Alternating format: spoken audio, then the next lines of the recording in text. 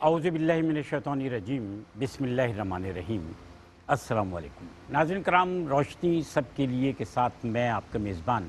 شاہد مسرور حاضر خدمت ہوں۔ ناظرین کرام، کیو ٹی وی نے روشنی سب کے لیے آپ کی خدمت میں ایک ایسا پروگرام ترتیب دیا اور پیش کر رہا ہے کہ جس میں زندگی کے معمولات اور معاملات سے متعلق مختلف موضوعات کو آپ کے سامنے قرآن اور حدیث کی تعلیمات کی روشنی میں پیش کیا جاتا ہے، تاکہ ہم اپنی زندگی کے مختلف معاملات کو دین کی تعلیمات کے مطابق استوار کر سکیں۔ ہم نے اپنی زندگی جس معاشرے میں رہ کر گزارنی ہے اور جس معاشرے میں رہ کر ہم اپنی زندگی گزار رہے ہیں، وہاں ہمارے سامنے مختلف طرح کے معاملات آتے ہیں۔ بعض اوقات ہمیں رہنمائی کی ضرورت ہوتی ہے اور الحمدللہ اس پلیٹ فارم سے ہمارے سامنے ایسی قداور علمی دینی علم سے آراستہ شخصیات موجود ہوتی ہیں مختلف پروگرامز میں، جو ہماری رہنمائی فرماتی ہیں۔ ناظرین کرام، روشنی سب کے لیے اور دیگر پروگرامز کے ذریعے ہم نہ صرف یہ کہ اپنی زندگیوں کو سنوارنے کے لیے، بلکہ جو ہمارے ناظرین ہیں کہ جو چاہتے ہیں کہ ان کی زندگی کے معاملات دین کی تعلیمات اور احکامات کے مطابق ہوں، ہم کوشش کرتے ہیں کہ اپنی اور اپنے ان ناظرین کی زندگیوں کو بہتری کے راستے پر، دین کے راستے پر چلانے کے لیے اساتذہ کرام یا علماء کرام جو ہمارے ساتھ تشریف فرما ہوتی ہیں، مفتیان کرام، ان سے ہم رہنمائی حاصل کریں۔ آج کا جو موضوع ہے وہ بھی بہت اہم ہے۔ اصل میں دین اسلام ہماری اور آپ کی زندگیوں کو سنوارنے کے لیے، اور اس کے ساتھ ساتھ یہ وہ دین ہے کہ جو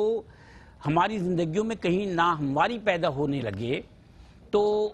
اس کو دور کرتے ہوئے ہمارے عقائد کی درستگی کے لیے دین اسلام جو ہے وہ ہمیں رہنمائی فراہم کرتا ہے۔ اور یہ جو عقائد کی درستگی ہے یہ بہت ضروری ہے، کیونکہ ہمارا عقیدہ یہ ہے کہ دنیا میں جو اقتدار ہے، دنیا میں جو اختیار ہے، وہ سب اللہ تعالیٰ کے پاس ہے۔ اللہ تعالیٰ اس قدرت کے ذریعے انسانوں کو جو کچھ فراہم کرتا ہے زندگی گزارنے کے لیے، جو مراعات ہیں وہ ہمیں اللہ تعالیٰ کی طرف سے مل رہی ہیں، رزق سے لے کے زندگی کے تمام مواقع، اور پھر زندگی گزارنے کا ضابطہ حیات، اور اس کے ساتھ ساتھ آپ صلی اللہ علیہ وسلم کو اس لیے مبعوث فرمایا گیا کہ آپ صلی اللہ علیہ وسلم کی حیات مبارکہ کو ہمارے لیے ایک مثال بنا کر، ایک نمونہ بنا کر ہمیں یہ بتایا جائے کہ دین کی تعلیمات پر عمل کرنا کس قدر سہل ہے، کیونکہ یہ فطری مذہب ہے، اور فطرت سے قریب رہ کر انسان جب اپنی زندگی کو گزارتا ہے تو وہ زندگی اس کو آخرت میں اس مقام پر لے جاتی ہے کہ جہاں اسے بہتری اور آخرت کا اجر مل جاتا ہے۔ ناظرین کرام، ہماری زندگی کے بہت سارے ایسے معاملات ہیں کہ جہاں ہم نے دیکھا کہ کچھ لوگوں کے عقیدے جو ہیں، یعنی بعض چیزیں ایسی ہیں کہ جو توہم پرستی یعنی وہم پیدا کرتی ہیں، اور نہ صرف وہم پیدا کرتی ہیں بلکہ وہ وہم بعض اوقات عقیدے کی خرابی کی طرف انسان کو لے جاتا ہے۔ بعض لوگ اس وہم کو اپنی زندگی میں عقیدے کا درجہ دینے لگتے ہیں۔ مثال کے طور پر بلی کا راستہ کاٹ جانا، یہ ساری باتیں ہم اور آپ سنتے رہے اور ہمیں پتہ ہے کہ ان کی دین میں اہمیت جو ہے وہ نہیں ہے۔ ہاتھ میں یا پاؤں میں کھجلی ہو جانا، دائیں یا بائیں آنکھ کا پھڑکنا، اس طرح کے بہت سارے معاملات ہیں جس کی وجہ سے ہم بعض اوقات وہم کا شکار ہوتے ہیں۔ اور آج ہم مفتیان کرام سے یہ جاننے کی کوشش کریں گے کہ یہ جو توہم پرستی ہے یہ کیا ہے، اور دین میں اس توہم پرستی کی اجازت ہے یا نہیں ہے۔ مختلف موضوعات کے تحت ہم رہنمائی حاصل کریں گے۔ ہمارے ساتھ ہمارے انتہائی محترم اساتذہ کرام، علماء کرام تشریف فرما ہیں۔ دونوں علمی شخصیات ہیں، بہت ہی معتبر شخصیات ہیں، علمی حوالوں سے معتبر شخصیات ہیں کہ یہ دین کا علم جو ہے نہ صرف اپنی زندگیوں میں اپنے اوپر اپلیکیشنز کے ساتھ لوگوں تک پہنچا رہے ہیں، بلکہ دین کی تعلیمات کو اپنے شاگردوں تک پہنچا پہنچا کر اس کی ترویج کا فریضہ بھی انجام دے رہے ہیں۔ پہلی شخصیت محترم مفتی احسن نوید نیازی صاحب، السلام علیکم صاحب۔ وعلیکم السلام ورحمۃ اللہ وبرکاتہ۔ ماشاءاللہ صاحب، ٹھیک ہے، خیریت سے؟ الحمدللہ رب العالمین۔ دوسری شخصیت ہمارے ساتھ محترم مفتی محمد خرم رحمانی صاحب، السلام علیکم سر۔ وعلیکم السلام ورحمۃ اللہ۔ ماشاءاللہ، دونوں شخصیت ہمارے ساتھ موجود ہیں۔ اور ناظرین کا میرے پاس ایک پرچہ بھی موجود ہے جس میں سب سے پہلے میں وہی بات جاننا چاہوں گا محترم مفتی احسن نوید نیازی صاحب سے کہ یہ جو توہم پرستی ہے جس کی نسبت سے ابھی میں نے کچھ عرض کیا ہے، دین میں اس کی نسبت سے حکم کیا ہے، یہ بتائیے۔ بسم اللہ الرحمن الرحیم، صلی اللہ علیہ حبیبی سیدنا و مولانا محمد وعلی آلہ وصحبہ بارک وسلم۔ یہ توہم پرستی کو عربی میں التیرہ بھی کہتے ہیں اور التشاؤم بھی کہتے ہیں، یعنی کسی چیز کو منحوس جاننا یا کسی چیز سے بری فال لینا، بدشگونی،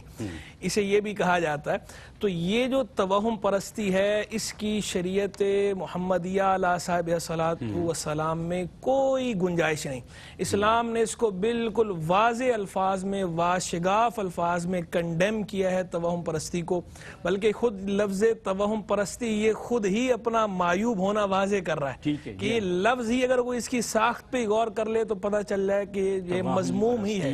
کہ وہم سے، توہم وہم سے، اور پھر جو ہے آگے اس کے اندر جو پرستش کا تو معنی ہی ہوتا ہے پوجنا، نہیں وہموں کو پوجنا، یعنی وہموں کے پیچھے پڑے رہنا۔ یہ خود لفظ ہی چیخ چیخ کر بتا رہا ہے کہ میں معیوب ہوں، تو اس کے مذموم ہونا، اس کا معیوب ہونا، یہ تو خود اس لفظ ہی سے ظاہر و باہر ہے۔ تو قرآن مجید فرقان حمید کو دیکھیں، حدیث کریمہ طیبہ کو دیکھیں، اس کی مطلقاً ممانعت فرمائی گئی۔ حضور جان عالم صلی اللہ تعالی علیہ وآلہ وسلم نے ارشاد فرمایا الطیرۃ شرکن، الطیرۃ شرکن، الطیرۃ شرکن، کہ طیرہ بدشگونی لینا، بری فال لینا، اس طرح کی وہم کے اندر پڑنا، فرمایا یہ شرک ہے، پھر فرمایا یہ شرک ہے، پھر فرمایا یہ شرک ہے۔ یعنی اس کو اتنا زیادہ مذموم قرار دیا ہے، اس کی قباحت اور شناعت کو بیان کرنے کے لیے سرکار عیسیٰ السلام نے یہاں تک فرمایا، اس کو شرک قرار دیا۔ اور سیدنا عبداللہ بن مسعود رضی اللہ عنہ آگے کہتے ہیں ہم میں سے کوئی بھی ایسا نہیں ہے کہ جسے کبھی نہ کبھی برا خیال دل میں آ جائے، اور برا خیال تو آ جاتا ہے، وہم تو آ جاتا ہے، لیکن کیا ہوتا ہے وَلَكِنَّ اللَّهَ يُذْهِبُهُ بِالتَّوَكُّلِ، لیکن اللہ اسے توکل کی برکت سے دور کر دیتا ہے۔ تو اگر برا خیال آ جائے، برا وہم آ جائے تو اسے دل میں نہ بٹھائیں، اس کی وجہ سے اچھے اور جائز کام سے نہ رکیں، بلکہ اللہ پہ بھروسہ کرتے ہوئے، توکل کرتے ہوئے وہ کام کر گزریں، کسی قسم کا کوئی نقصان انشاءاللہ نہیں ہوگا۔ اچھا، اس میں ایک اور پہلو یہ بھی ہے کہ بعض ایسے بھی لوگ ہیں جو اپنے کسی بھی اس نوعیت کے فعل کو وہم توہم مانتے ہی نہیں ہیں۔ تو کچھ مثالیں ایسی ہیں کہ محترم مفتی صاحب خرم رحمانی صاحب، میں آپ سے جاننا چاہوں گا، مثال کے طور پر قرآن حکیم کو کھول کر چھوڑ دینا، مصلی کو بچھا کر چھوڑ دینا۔ لوگ کہتے ہیں کہ نہیں، ایسا نہیں کرنا چاہیے، اس نسبت سے بڑی باتیں ہیں جو میرے خیال میں دہرانا یا مناسب نہیں ہے۔ آپ کیا فرماتے ہیں؟ بسم اللہ الرحمن الرحیم والصلاة والسلام علی رسولہ الکریم، اما بعد۔ دیکھیں، اللہ سبحانہ و تعالی نے ہمیں ایک ایسا خوبصورت دین عطا فرمایا ہے جس کے کامل، اکمل اور مکمل ہونے کا اعلان خود اللہ سبحانہ و تعالی نے قرآن مجید میں ارشاد فرمایا، اور رسول اللہ صلی اللہ تعالی علیہ وسلم کی تعلیمات نے انسانی زندگی کے تمام گوشوں میں ہدایت و رہنمائی بھی مکمل فرما دی ہے۔ جہاں تک اعتقادات کی بات، اعتقادات کا تعلق ہے، اس کے حوالے سے بھی واضح رہنمائی موجود ہے کہ اللہ سبحانہ و تعالی ہر شے کا خالق ہے،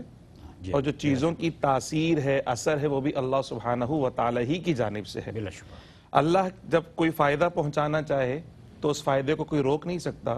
اور اللہ سبحانہ و تعالی کسی نقصان کے ذریعے آزمانا چاہے تو کوئی اس کو روک نہیں سکتا۔ تمام تر اختیارات اللہ سبحانہ و تعالی کے ہیں۔ یہ جو قرآن مجید فرقان حمید کھول کر رکھ دینا اور اس کے متعلق یہ گمان کرنا کہ یہ مطلب اس سے بھی بدشگونی لینا، تو در حقیقت بات یہ ہے کہ یہ قرآن مجید کے آداب میں سے ہے کہ اسے کھولا جائے، پڑھا جائے، اور پڑھنے کے بعد اس کو بند کر دیا جائے۔ اس کا تعلق قرآن مجید فرقان حمید مصحف کے آداب میں سے ہے، جس کا تعلق اعتقادات سے نہیں ہے کہ اگر کھلا چھوڑ دیا تو کوئی اور شیطان پڑھے گا یا کچھ اور شخصیات آ کر اس طرح کی پڑھ لیں گی۔ تو ایسا نہیں ہے کہ شیطان کو قرآن مجید فرقان حمید پڑھنا ہے، تو یہ آداب میں سے ضرور ہے کہ جب آپ نے تلاوت مکمل کر لی تو اس کو بند کر دیا جائے۔ اسی طرح جہاں تک مصلی کی بات ہے تو یہاں پر ایک ضمناً ہم بات عرض کر دیں، جو ہمارے ہاں کپڑا بچھانے کا جو رواج ہے، جسے ہم جائے نماز یا مصلی کہتے ہیں،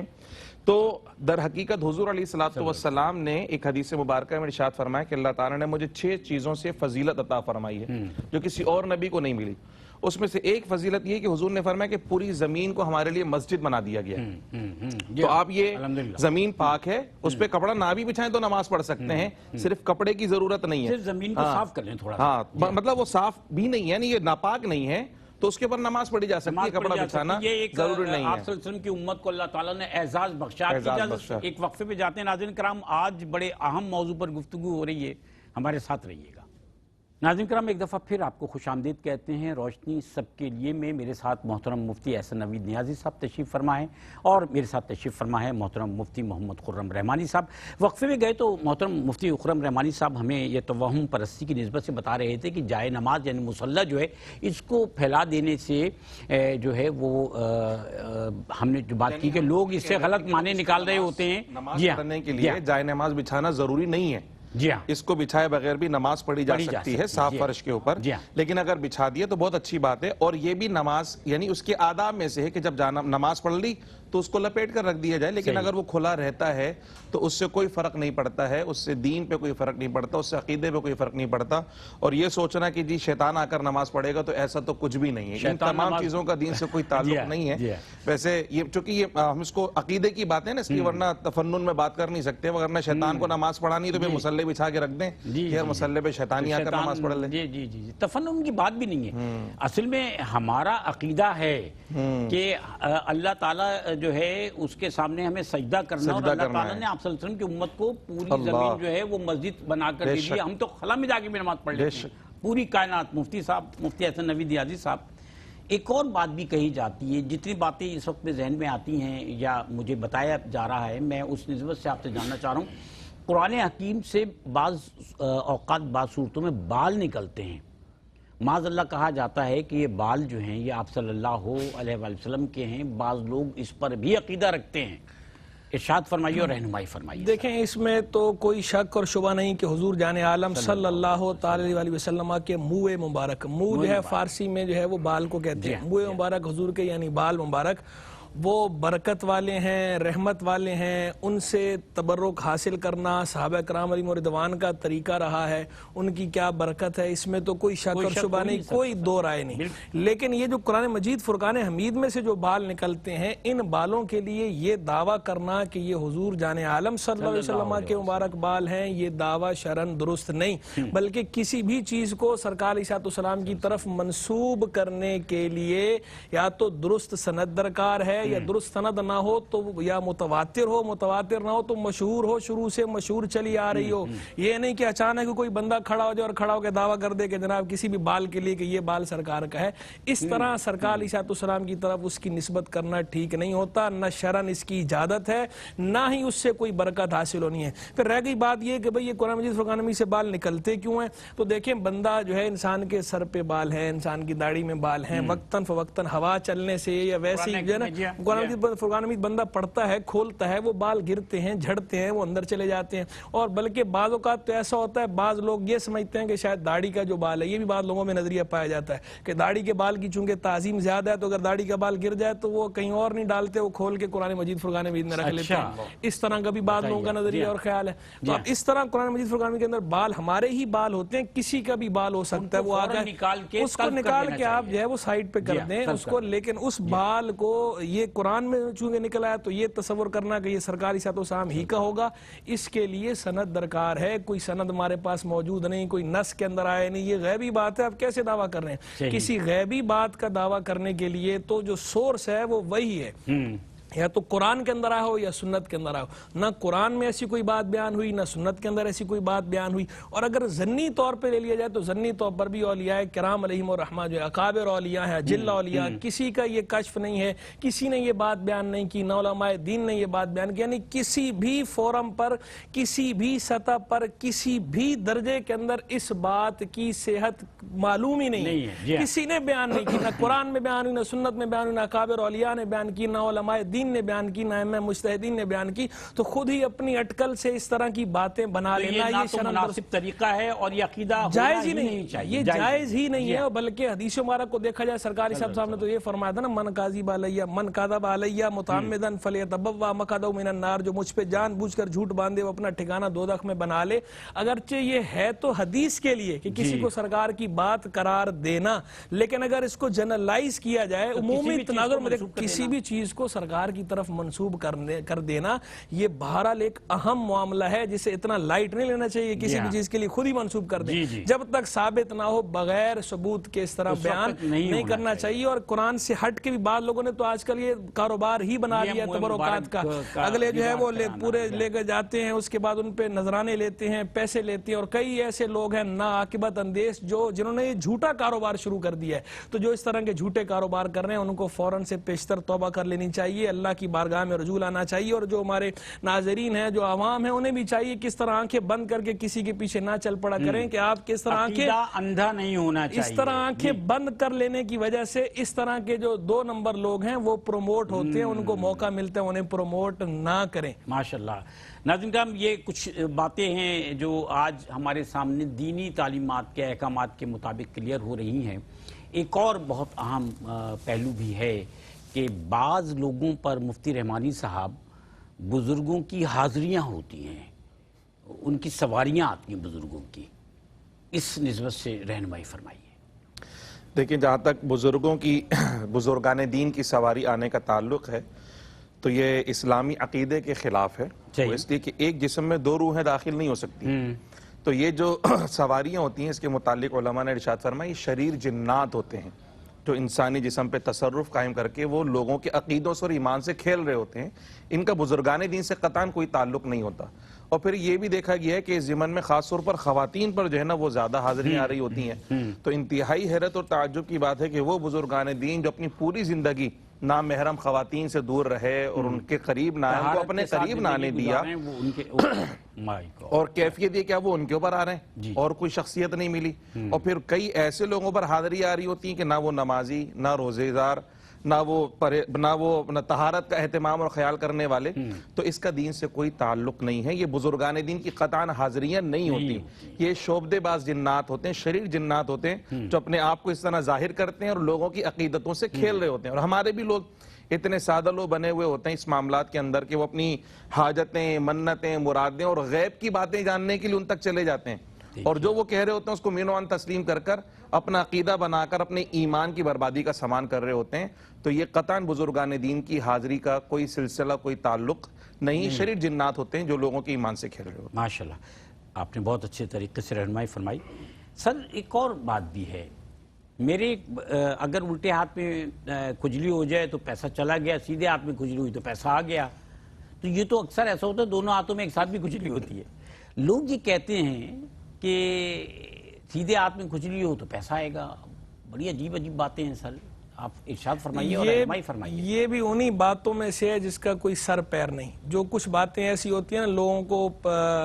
عجوبے پسند ہیں، لوگ چاہتے ہیں کہ اس طرح کی کوئی بے پرکی اڑا دی جائے، وہ جب اڑا دی جاتی ہے اس کے بعد مشہور ہو جاتی ہے، تو مشہور ہوگا کہ جناب آپ کی دائیں ہتھیلی کے اندر اگر کھجلی ہو رہی ہے دائیں ہاتھ میں تو پیسہ جو ہے وہ پیسہ آئے گا، بائیں ہاتھ میں ہو رہی ہے تو پیسہ جائے گا۔ حالانکہ دائیں ہاتھ کی کھجلی کا پیسے آنے سے کوئی تعلق نہیں، بائیں ہاتھ کی کھجلی کا پیسہ جانے سے کوئی تعلق نہیں ہے، نہ ہی یہ مبارک ہے نہ ہی یہ منحوس ہے۔ تو نہ اسے مبارک سمجھنا درست ہے نہ اسے منحوس سمجھنا درست ہے۔ کھجلی کے جو اسباب سائنسی طور پر ثابت ہیں، میڈیکلی جو اسباب ہیں وہی اسباب ہیں، تو اگر وہ معمولی سی ہے تو کوئی مسئلہ نہیں ہے، پریشانی کی بات نہیں ہے، نہ خوش ہونے کی ضرورت ہے نہ پریشان ہونے کی بات ہے۔ اور اگر جو ہے وہ واقعی آپ کو بار بار ایسا ہوتا ہے تو پھر الرجی ہے یا بیماری ہے تو اس کا جو ہے علاج کرایا جائے۔ تو اس کا تعلق جو ہے نہ تو دین کے ساتھ ہے نہ اس کا تعلق شریعت کے ساتھ ہے، اور اس طرح کا نظریہ اور عقیدہ رکھنا تو درست ہی نہیں ہے۔ آپ نے پیسہ آنے کا جو طریقہ ہے، جو جائز طریقے ہیں وہ وہی ہیں کہ جو آپ جائز طریقے سے پیسہ کمائیں گے تو پیسہ آئے گا، چاہے آپ کے ہاتھ میں کھجلی ساری زندگی کھجلی نہ ہو۔ اور جو پیسہ جس طرح جب جانا ہوتا ہے جن طریقوں سے، تو بھلے آپ کو ساری زندگی الٹے ہاتھ میں کھجلی نہ ہو، پیسہ جانا ہے تو جانا ہے۔ تو آپ جو ہے اس طرح کی چیزوں میں پڑھنے کی بجائے کہ ہاتھ کی کھجلی، دائیں کی کھجلی، بائیں کی کھجلی، تو ہاتھوں کی کھجلیوں کو نہ دیکھیں، بلکہ جو کسب حلال ہے اس پہ زور دیں۔ کسب حلال پہ زور دیا گیا ہے، رزق حلال کمائیں۔ جب تک رزق حلال نہیں کمائیں گے تو صرف دائیں ہاتھ کی کھجلیوں سے جو ہے وہ آپ کے جیب میں کچھ نہیں آئے گا، آپ کے گھر میں کچھ نہیں آئے گا۔ رزق کے جو طریقے ہیں وہ طریقے، وہ ذرائع آپ اختیار کریں گے حلال اور جائز تو ہی آئے گا، اور باقی رہ گئے الٹے ہاتھی کھجلی سے بھی کچھ نہیں ہوگا۔ ہاں ویسے نیک فعل لینا کسی چیز سے وہ الگ چیز ہے۔ عقیدہ رکھنا، نیک فعل، جی بتاتا ہوں، عقیدہ رکھنا، نظریہ رکھنا یہ بری بات ہے، لیکن کسی چیز سے کوئی اچھی فعل لینا، اچھا شگون لینا، اس کی بہرحال اسلام کے اندر اجازت ہے۔ بد فعلی سے، بد شگونی سے منع کیا گیا ہے۔ کسی چیز کو منحوس نہیں جاننا چاہیے، اس سے برا شگون نہیں لینا چاہیے، لیکن کسی چیز سے اچھا فعل لی جا سکتی ہے۔ نیک فعل مثلا ایسا ہے کہ جیسے ہم کسی کام پر جا رہے ہیں اور اس دوران کسی نے کوئی بات کی، بات کرتے ہوئے سعید کہہ دیا، یا کوئی بندہ آ گیا ہم سے ملنے کے لیے، اس کا نام تھا سعید، تو ہم نے اس سے یہ اچھا شگون لیا کہ سعید کا معنی ہوتا ہے سعادت مند، خوش بخت، تو اب یہ آیا تو انشاءاللہ جو ہے وہ ہمارا کام جو ہے وہ اچھا ہی ہوگا۔ لیکن بعض لوگ مفتی صاحب قرآن حکیم سے فعل نکالتے ہیں، فعل سے مراد کئی لوگ قرآن حکیم سے فعل نکالنا جائز نہیں۔ ہمارے فقہ حنفی کے اندر اسے مکروہ تحریمی قرار دیا گیا ہے۔ مکروہ تحریمی کا مطلب یہ ہوتا ہے کہ یہ ناجائز اور گناہ ہے، گناہ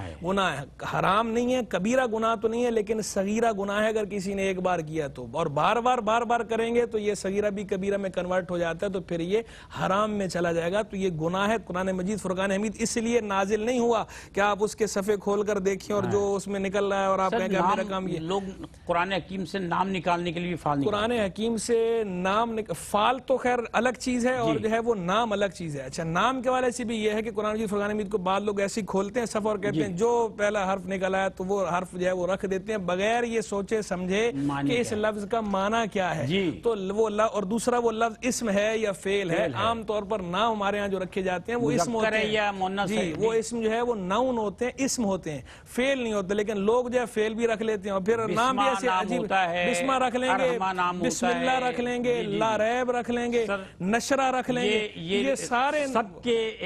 جتنے ہمارے ناظرین دیکھ رہے ہیں مجھ سمیت ان کے انٹرسٹ کی بات ہے،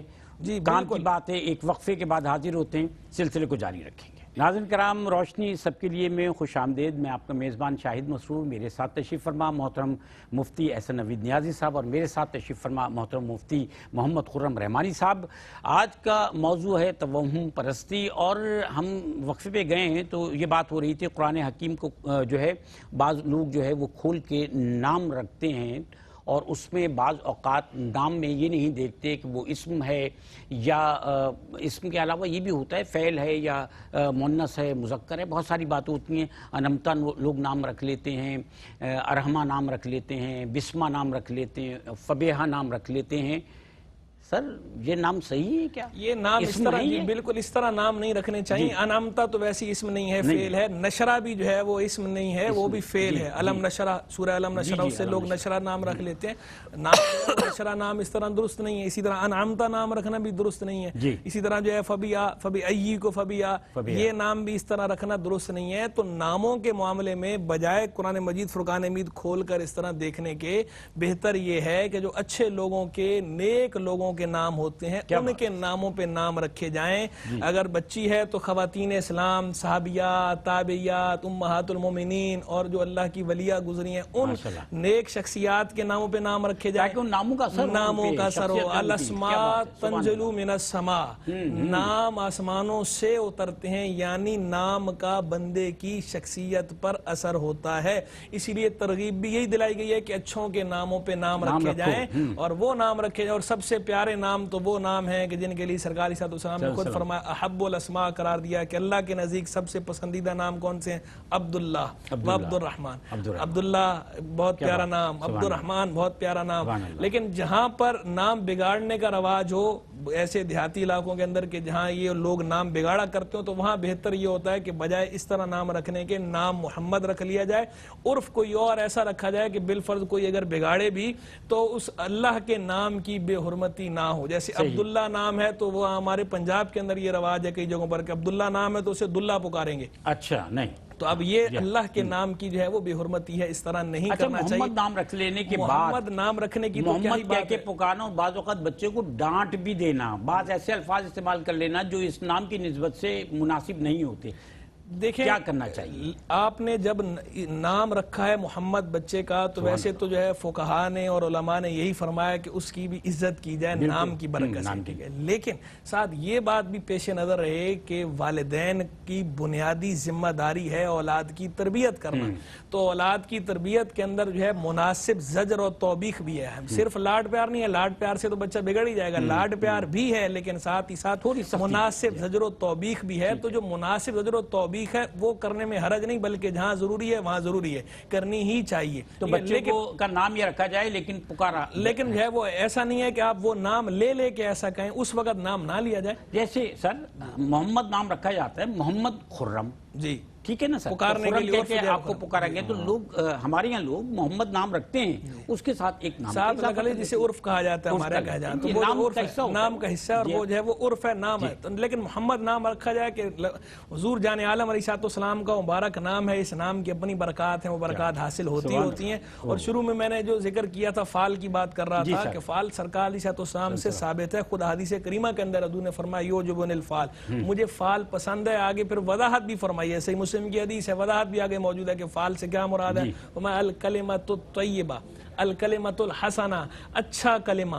صاف کلمہ جو ہے نا، اس سے کوئی اچھا شگون لینا، اچھی فال لینا، یہ درست ہے، جیسے کہ ہم خدا حافظ کہتے ہیں، جی جیسے کہ میں نے مثال بھی دی کہ جو ہے وہ سعید والی کے جو ہے یہ فال لینا، نیک فال لینا کہ سعید ہے، خوش بخت ہے، تو اب خوش بختی ہی ہوگی۔ خود سرکار بھی لیتے تھے، جب صلح حدیبیہ کے موقع پر جب نام پوچھا تھا تو اس نے جب سہل کہا تو سرکار نے فرمایا ہمارا معاملہ سہل ہو گیا، آسان ہو گیا، تو خود سرکار صلی اللہ علیہ وسلم نے بھی فال لی ہے، تو نیک فال لینا درست ہے، اس میں کوئی حرج نہیں، قرآن کی فال کی بات نہیں ہو رہی، وہ الگ پہلے بتا دیا کہ وہ درست نہیں ہے، اور وہ پانسے ڈال کر اور اس طرح پانسے ڈالنا تو خود قرآن کی فرقان حمید کے اندر منع کیا، یہ ساری چیزوں سے منع کیا گیا۔ بدشگونی تو بہرحال کسی صورت میں بھی نہیں لینی چاہیے، لا عدوہ ولا طیرتا ولا حامتا ولا سفرہ، سرکار نے واضح الفاظ میں فرمایا کہ بدشگونی کی کوئی حیثیت نہیں ہے۔ ناظرین کرام، والدین کا اولاد کے لیے سب سے بڑا تحفہ اولاد کا نام ہوتا ہے۔ کوشش کیجئے کہ اپنے بیٹے کا نام مؤنث نہ رکھیے اور بیٹی کا نام مذکر نہ رکھیے، ایسی غلطیاں بہت ہوتی ہیں، اللہ یہ کہ وہ نام ایسا ہو جو دونوں جگہ چل جاتا ہے، بعض نام ایسے ہوتے ہیں کہ مذکر مؤنث دونوں جگہ چل جاتے ہیں، تو اور پھر میننگ کے اعتبار سے بھی یہاں فرما دیا گیا، اور اسم ہونا چاہیے اور حسین اسم ہونا چاہیے۔ سر محترم مفتی محمد خرم رحمانی صاحب، یہ جو بعض لوگ جو ہیں وہ ستاروں سے حال معلوم کرتے ہیں، کیا دین اس کی اجازت دیتا ہے؟ اللہ سبحانہ و تعالیٰ نے یہ جو کائنات تخلیق فرمائی ہے اس میں ستارے بھی اللہ نے بنائے، اور ستاروں کو اللہ سبحانہ و تعالیٰ نے آسمان کو مزین کرنے کے لیے بھی بنایا، اور بھی اس سے بہت سارے فوائد حاصل کیے جا سکتے ہیں، سفر کے اندر سمتوں کا تعین کیا جا سکتا ہے، لیکن اس کی اثر پذیری کا عقیدہ رکھنا کہ اس سے کوئی میری زندگی پہ اثر پڑے گا یا آنے والے دنوں کے احوال اس سے پتہ چل جائیں گے،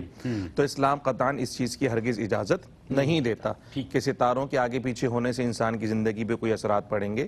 یا اس کو بنیاد بنا کر بندہ کوئی علم غیب کا دعویٰ کر دے کہ چونکہ یوں ہوگا تو ایسا ہو جائے گا، اور ہمارے میں تو بڑا عرف ہے کہ یہ ہفتہ کیسا رہے گا اور یہ مہینہ کیسا رہے گا، کی بنیاد پر ہی علم غیب جو ہے وہ لوگوں کو بتایا جانے لگا۔ جی بالکل، یعنی آنے والے دنوں کی باتیں ستاروں کے حساب سے کہ یہ ہفتہ کیسا رہے گا، اس ہفتے میں بندہ دیکھ رہا ہے جی میرا یہ ستارہ ہے اور یہ اس کے حساب سے یہ نمبر فائنل ہو جائے گا اور اس کے بعد مجھے یہ خوشی ملے گی اور یہ غمی ملے گی، تو لازمی نہیں ہے کہ ایسا ہی ہو۔ اس کو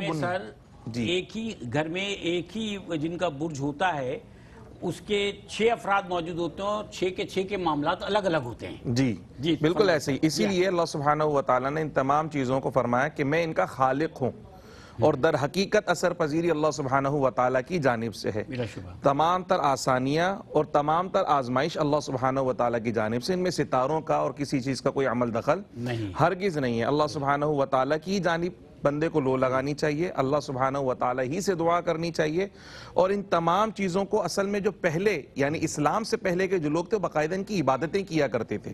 حضرت سیدنا ابراہیم علیہ السلام کا پورا ایک واقعہ ہے جس میں ستاروں کو دیکھ کر انہوں نے لوگوں کو بتایا کہ ان کو تم خدا مانتے، یہ تو گم ہو جاتے ہیں، یہ تو ڈوب جاتے ہیں۔ تو یہ اہل اسلام کا تعلق نہیں ہے، یعنی اہل اسلام کا اس سے کوئی کنیکشن کوئی تعلق نہیں ہے، یہ تو کافروں کی روش اور کافروں کا تعلق تھا کہ وہ ان کو اثر پذیر مان کر باقاعدہ ان کی پرستش کیا کرتے تاکہ ان سے بھلائی حاصل کر سکیں۔ اللہ سبحانہ و تعالیٰ نے ہم پر یہ کرم فرمایا کہ ایسا دین عطا فرمایا کہ ستاروں سے اوپر اور ستاروں سے آگے بڑھ کر ہمیں سوچ عطا فرمائی، یہ تم مخلوق پر کیوں ٹھہر گئے، تمہیں تو خالق کی طرف جانا ہے، تمہیں تو خالق سے لو لگانی ہے، تمہیں تو اس سے لو لگانی جو ان کو حرکت دیا کرتا ہے، جو ان کی حرکتیں تبدیل کرتا ہے وہ تمہاری احوال کو بھی تبدیل کر سکتا ہے، اس سے لو لگاؤ،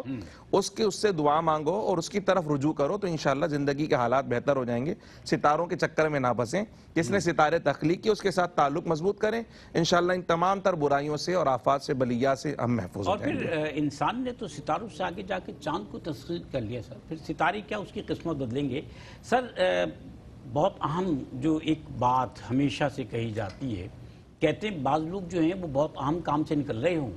اور وہ واپس آ جاتے ہیں اگر کالی بلی رہا، اچھا بلی بھی کالی اگر راستہ کاٹ کر چلی جائے تو کالی بلی نے راستہ کاٹ دیا لہٰذا یہ بدشگونی ہو گئی۔ یہ بہت زیادہ آنکھ جو ہے اگر سیدھی آنکھ پھڑک رہی ہے تو کوئی اچھی خبر سنیں گے، بری آنکھ پھڑک رہی ہے تو کوئی بری خبر، ایسی بھی باتیں ہیں لوگوں کے ذہنوں میں، اور لوگوں کو بڑا یقین ہوتا ہے،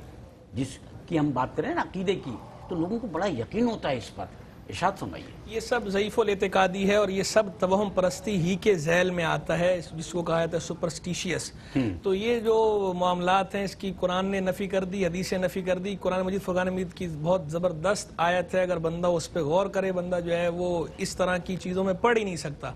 کیا فرمایا؟ ارشاد فرمایا قُلْ لَن يُصِيبَنَا إِلَّا مَا كَتَبَ اللَّهُ لَنَا هُوَ مَوْلَانَا، محبوب فرما دو کہ ہرگز نہیں پہنچے گا ہمیں کوئی معاملہ مگر وہی جو اس نے ہمارے لیے لکھ دیا، وہی ہمارا سردار ہے، وہی ہمارا مولا ہے۔ تو بس بندہ مومن جب اس کی نظر اس آیت پر ہوتی ہے جو لیکن یہ کس کی نظر ہوگی؟ یہ قرآن پڑھنے والے کی نظر ہوگی۔ جو قرآن پڑھے گا، قرآن کو اپنا معمول بنائے گا تو اس طرح کی چیزوں سے بچا رہے گا۔ تو اس سے ایک تو یہ پتہ چلا کہ قرآن کی تلاوت کو معمول بنانا ہے، دوسرا یہ پتہ چلا قرآن کی تلاوت کے ساتھ ساتھ قرآن میں تفکر اور تدبر بھی کرنا ہے۔ تو صرف تلاوت ہی نہیں کرنی، قرآن آیا ہے کتاب ہدایت ہے، ضابطۂ حیات ہے، جس مقصد کے لیے نازل ہوا ہے وہ مقصد تبھی حاصل ہوگا کہ جب ہم اس قرآن مجید فرقان حمید کی تلاوت کے ساتھ ساتھ اس کو سمجھنے کی کوشش کریں۔ تو اس لیے جب ناظرین کو یہ مشورہ بھی ہے، پیغام بھی ہے، نصیحت بھی ہے